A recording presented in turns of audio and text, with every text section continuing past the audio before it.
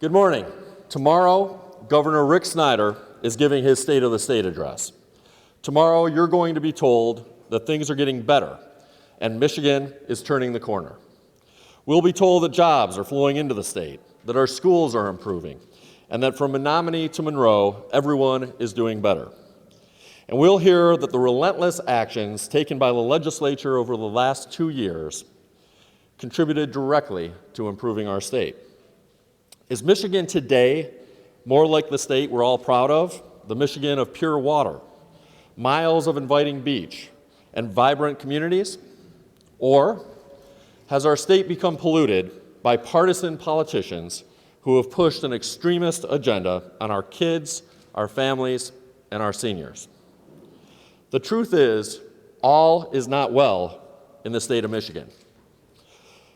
Over the past 2 years, this state has given corporations almost $2 billion in tax breaks, and families like yours have had to pick up the tab. Tax credits and deductions that middle-class families depend on, such as the Earned Income Tax Credit and Homestead Property Tax Exemption Credit, have been dramatically reduced, and many families no longer qualify for them. The $600 per child tax deduction is gone, as is the deduction for charitable giving. Our seniors, most already living on modest fixed incomes, have been slapped with a new tax on their retirement income. The governor supposedly asked families to make this sacrifice because the tax breaks that he handed out to special interests and corporations were supposed to generate a hiring boom. That simply has not happened. Our state still has one of the highest unemployment rates in the country, 8.9% here in Michigan, compared to 7.7% nationwide as of November, the most recent month for which statistics are available. Corporations are enjoying the largest tax break in Michigan history, while families, saddled with a huge tax increase, have been forced to watch their spending more closely than ever and to make careful choices between buying school supplies for their kids and putting gasoline in their cars. Building on his lousy track record regarding jobs, the governor then turned around and claimed that we had to undercut workplace rights in order to draw jobs to our state. Scheming behind closed doors with Republican-led legislature, Governor Rick Snyder rammed through sweeping changes to collective bargaining rights in Michigan, including the so-called right-to-work legislation. He forced these changes on people, even though evidence shows that undermining collective bargaining rights lowers wages for union and non-union workers alike, increases workplace injuries, and widens the disparity in earning between men and women for the same jobs. The governor did this after repeatedly saying that it was not on his agenda because it was too extreme for Michigan. Well over 10,000 people showed up in freezing weather to tell the governor that this isn't the Michigan we want. The governor and his extremist legislative buddies refused to listen. In fact, they were so intent on ignoring the voices of Michigan residents that they closed down the Capitol. They refused to hold even a single committee hearing where people could tell legislators what they thought of lowering wages and gutting benefits. Then, to further insulate themselves against the will of the people, Republicans passed laws making it harder to recall politicians. With that protection in place, look forward to Republicans pushing ever more extreme social agenda issues and items on the people of this great state. Next, they're again going to attempt to voucherize our schools, a new variation on a plan voters have rejected twice, taking millions out of our local public schools and giving it to for-profit, corporate-run schools.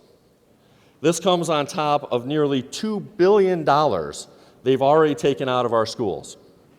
So far, this massive defunding of education has resulted in shuttered schools, large-scale teacher layoffs, drastic cuts in school buses, and increased class sizes. Some classrooms lack even the most basic school supplies, such as textbooks. And what they've done to our schools, Republicans now want to do to our communities. Last month, in the small hours of the morning, they passed another massive corporate tax giveaway, eliminating $600 million in local revenue that would otherwise go to cities and townships. And they did so without a plan to fully replace that revenue. This latest corporate tax giveaway saps vital funding from our local communities that is used to pay police officers and firefighters. Those same funds repair roads riddled with potholes and remove snow from your streets. Now that money simply won't be there, and your community will be forced to cut vital services. But the extremist reinvention of Michigan doesn't stop there. Already, Republicans have passed sweeping new attacks on women's health. They've disregarded the will of the people and reinstated the emergency manager law that voters just recently overturned 2 months ago. From our roads to our schools, from our workplaces to our homes, Michiganders are feeling the effects of this governor's broken promises. The governor promised us more jobs. Instead, our state unemployment rate is higher than the rest of the nation, and the size of our labor force has shrunk by 30,000 people since the governor took office. The only area where we've seen job growth is in the automotive industry, which has everything to do with the federal assistance to the auto industry and domestic automakers, and nothing to do with this governor's policies. This governor promised us prosperity. Why then are 25% of Michigan's children living in poverty, a significant increase from 2010? This governor promised us better health for our children, but fewer children are now getting immunized than when the governor took office. He promised us safer communities, but there are now fewer police per capita in the state of Michigan than there were when he took office. And the number of police officers is likely to fall yet again, given the huge revenue cuts that this governor and Republican legislators have imposed on our local cities and townships. The people of Michigan have heard too many of the governor's promises, and they've seen too many of them broken. So as you get ready to hear the governor's latest slate of promises tomorrow, it's important to separate fact from fiction. Michiganders know the facts all too well. You know exactly how the state and its people are doing every time you sit down to plan your family's budget. You know how you're doing when you learn that your kid's school is about to be closed, or that your child's favorite teacher has been laid off.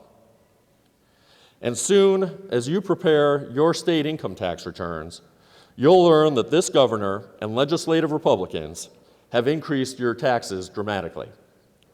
The people of Michigan understand exactly what Republicans have done in terms of cuts to education and higher taxes on middle-class families, all in order to give massive tax breaks to corporations and special interests.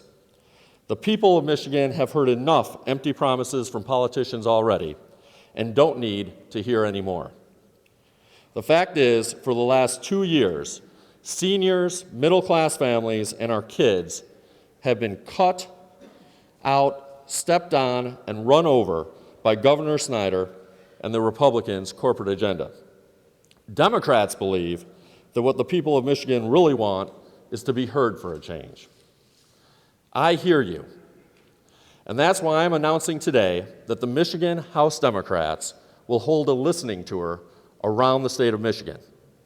Beginning in February, we'll be coming to cities and small towns throughout the state to listen to you. Middle-class families, teachers, students, seniors, firefighters, and public safety officers. We want to know exactly how the governor's extremist agenda has impacted you over the past 2 years. We want to know what these drastic and extreme changes to your schools and communities have meant to you and your family. We understand that now, more than ever, you're concerned about the safety of your kids when you send them off to school. We know that you, the people of our great state, have ideas about how to solve these problems, and we want to hear from you. And once we hear from you, we want to work with you on solutions that will transform our state into one that reflects the values and needs of its people, not one that caters to the governor's wish list of corporate special interests. We will be announcing the dates and places of the tour soon, and we expect to get underway next month. We look forward to listening to as many people as possible. Your voices have been silenced too long.